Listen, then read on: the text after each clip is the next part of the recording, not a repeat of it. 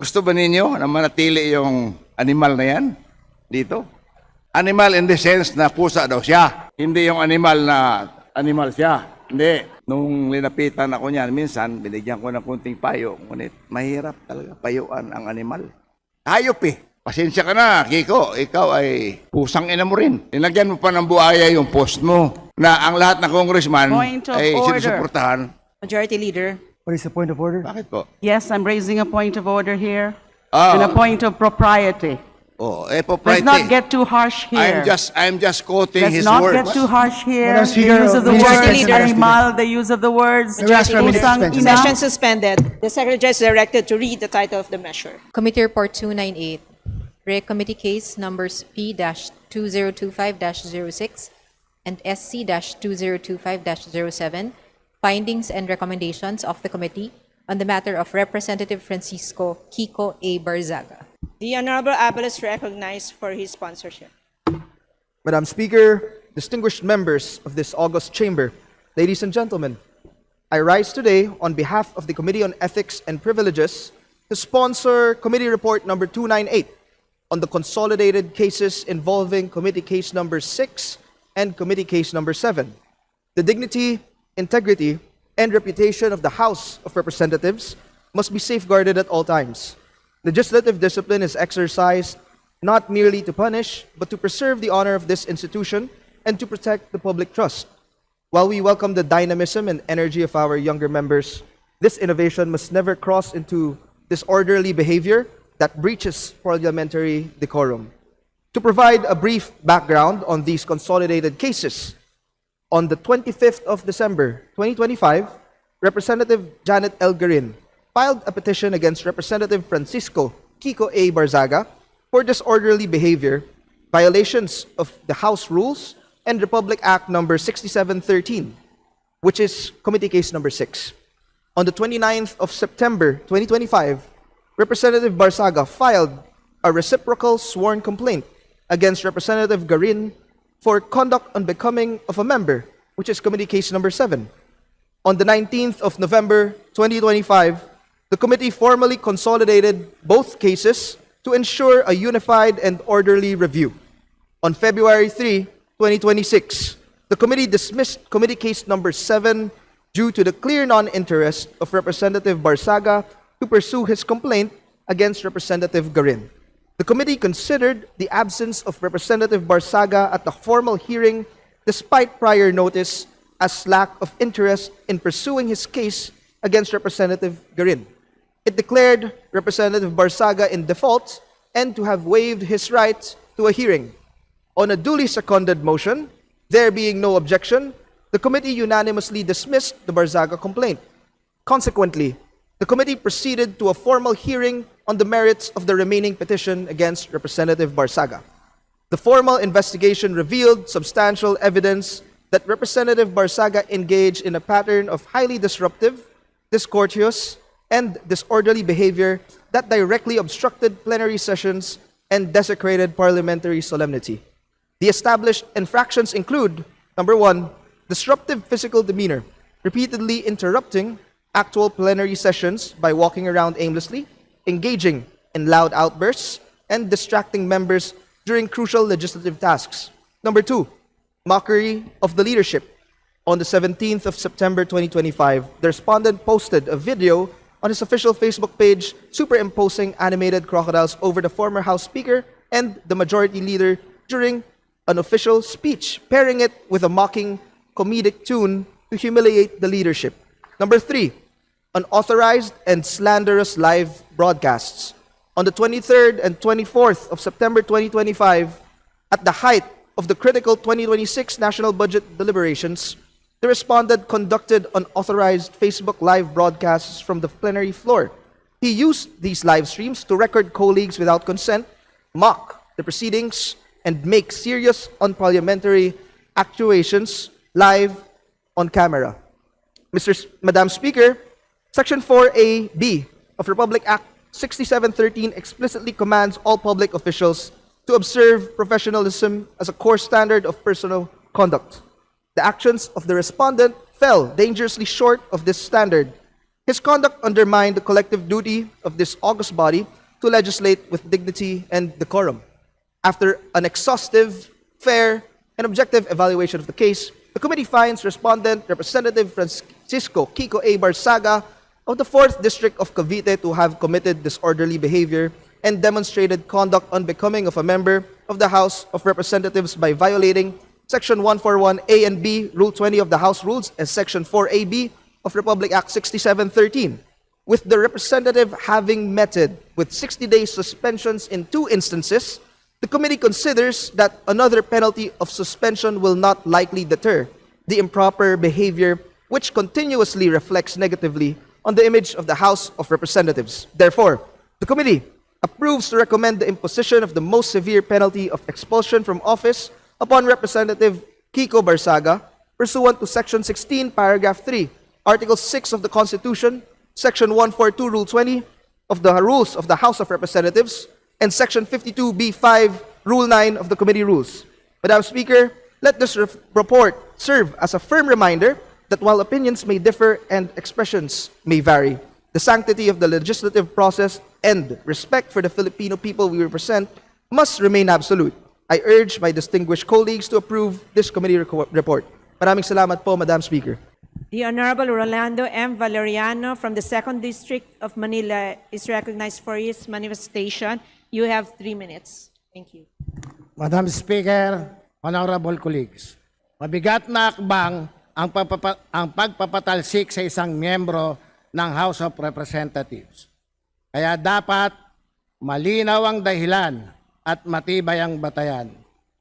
Bilang miyembro ng National Unity Party, tumitindig ako upang suportahan ang pasya ng House Committee on Ethics and Privileges sa pagpapatalsik kay Cavite 4th District Representative Francisco Kiko A. Barsaga mula sa House of Representatives.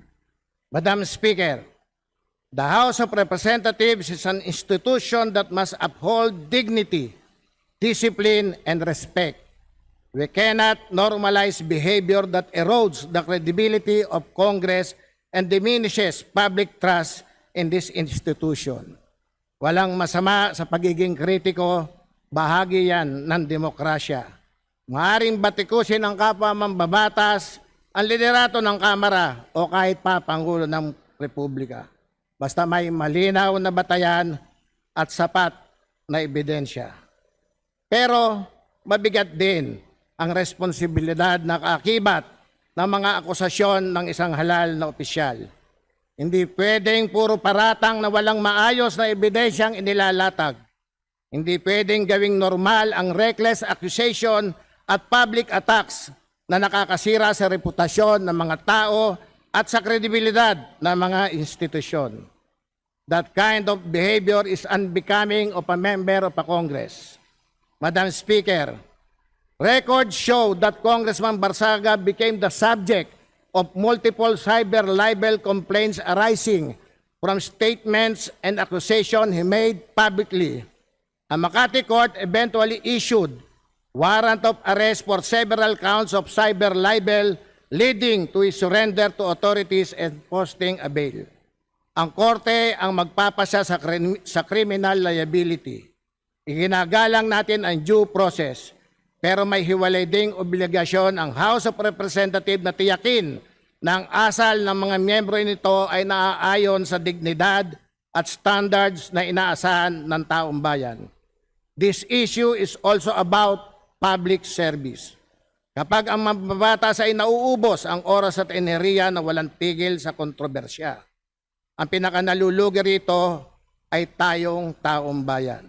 Sayang ang oras ng Kongreso, sayang ang tiwala ng publiko, sayang ang pondong inilaan para sa taong bayan. Madam Speaker, the National Unity Party believes in responsible leadership, institutional discipline, and deep respect for democratic institutions. We believe that membership in the House of Representatives carries with its solemn responsibilities. Public office is not a license for personal vendettas, attention-seeking behavior, or the reckless propagation of accusation that cannot be substantiated. At certain moments in the history of Congress, Since this institution is called upon to send a clear and unmistakable message, and the message today is simple. The House of Representatives must uphold standard of conduct worthy of the trust, respect, and confidence of the Filipino people. Kung ang ibang kapulungan ay nagtatakipan ng kabalbalan, kailangan nating ipakita sa taong bayan na sa House of Representatives, kaya nating disiplinahin ang sarili nating hanay. For these reasons, I respectfully express my full support for the immediate expulsion of Congressman Barzaga from the House of Representatives. Thank you, Madam Speaker. The Honorable Philip Conrad M. Acop from the 2nd District of Antipolo City is recognized for his manifestation. You have 3 minutes. Thank you, Madam Speaker. I stand before this august body today, flooded by memories. It would be difficult for me not to become emotional about the matter, but I was taught to rise beyond emotions and remain as objective as I can be. Let me state that I looked up to Kong P.D. Barzaga. My late father, Congressman Romeo Acop, also looked up to him.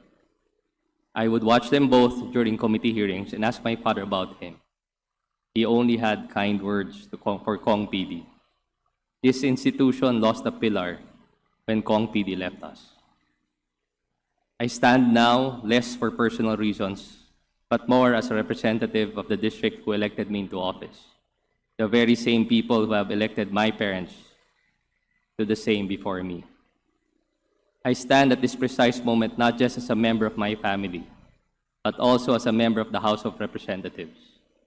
I stand now echoing one of the most stated lines of my father, that with authority comes accountability. When my father died in December, our family faced both sympathy and criticism, some coming from a member of this very institution who falsely claimed that my father has left a legacy of greed and corruption, that he was hated by the very people he swore to serve, and that his death was rejoiced, and that his demise would serve as a lesson to all other congressmen.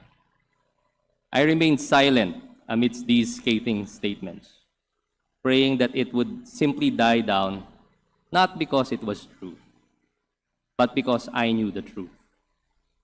In laying our father to rest, I opted to thank those who criticized and even celebrated in his passing, stating that such would fuel our family to live and lead according to how our parents raised us. Today, with great conviction, I state to Kong Kiko Barzaga that your legacy of ineptitude, irresponsibility, and disrespect would indeed serve as a lesson to the entire Filipino people and to your colleagues in the House of Representatives that we deserve competent leaders. The House of Representatives is not a playground where whims prompt the work that we are tasked to do. The mandate of a people must never be taken for granted, much more taken less that it be sacrificed for a few seconds in the spotlight. This institution must never tolerate ineptitude, irresponsibility, and disrespect. In the end, we must hold ourselves to the highest of standards if we are to become true representatives of the people, a legacy we must all aspire to leave behind. Thank you. The Honorable Jose Pepito Alvarez recognized for his manifestation. Good evening, Madam Speaker, distinguished colleagues, mga kaibigan. I rise today para po suportahan yung findings ng Ethics Committee na tuluyan ng paalisin yan si Miao Miao dito sa Kamara. Bakit po? Habang inuusisa natin yung nangyari sa dalawang outages sa Luzon, pinatawag natin yung NGPC, Department of Energy, and para kung anong pwede natin gawin upang mapagbuti ang serbisyo ng NGPC. Ito si Kiko Barzaga, nag-post sa isang post niya noong May 15, minumura lahat ng congressmen, mga putang inang mga congressmen. Pero hindi putang ina, Madam Congressman, Madam Speaker. Pusang ina. Hindi pa nakontinto sa flood control, ninanakaw pa yung ating kuryente, kaya mahal ang kuryente. Itong administrasyong ito, ang ulo ng pananakaw ng kuryente. Nandito po yan sa cellphone ko, hindi ko lang may flash dyan. So, yung ganyang klaseng, gusto ba ninyo na manatili yung animal na yan dito? Animal in the sense na pusa daw siya. Hindi yung animal na animal siya. Hindi. Hindi ba pusa ka? O, ayun. Kita mo? So, dapat kung maaari, maraming nagdedepensa sa kanya, hindi ko rin kayo mapigilan. Ngunit, majority po sa amin, Madam Speaker, distinguished colleagues sa NPC, ay sang-ayon po na patalsikin na yan at masakit ko mang sabihin, kaibigan kong matalig na kaibigan kong tatay. Kasama ko sa Natres, habang wala siya, ako nagpipreside sa Natres. Nung linapitan ako niyan, minsan, binigyan ko ng kunting payo, ngunit mahirap talaga payuan ang animal. Hayop pusa. Paano payuan yung pusa? And kayong lahat dito, tinatawag na pusang ina. Kung gusto niyo, nasa cellphone ko yan. Oh, May 15, post ni Pusang Inang Barsaga. Wala akong magawa. I have to endorse. 2 GCA po sa kongresong ito, nag-i-endorse na i-expel na yan. GCA ako, GCA din yan si Abalos. So, pasensya ka na, Kiko. Ikaw ay pusang ina mo rin. Kung ganyan man lang ang tawag mo sa amin, pasensyahan mo na. At kung gusto mo, may galit ka sa akin, may galit ka kay Chair Abalos, sabihin mo lang sa amin, anytime, di ba? Para at least, huwag na tayo dito maggirian. Pero huwag Madam mong Speaker, I'm sorry. palabasin na lahat ng congressman, linagyan mo pa ng buhaya yung post mo, na ang lahat ng congressman Point of ay order. sinusuportahan. Majority Leader. What is the point of order? Bakit po? Yes, I'm raising a point of order here. Ah. And a point of propriety. Oh, Let's propriety. not get too harsh here. I'm just quoting Let's his not words. get too harsh here. Madam The Speaker, use of the Mr. words Leader. animal, the use of the words May we ask for a minute pusang suspension? ina. Session suspended.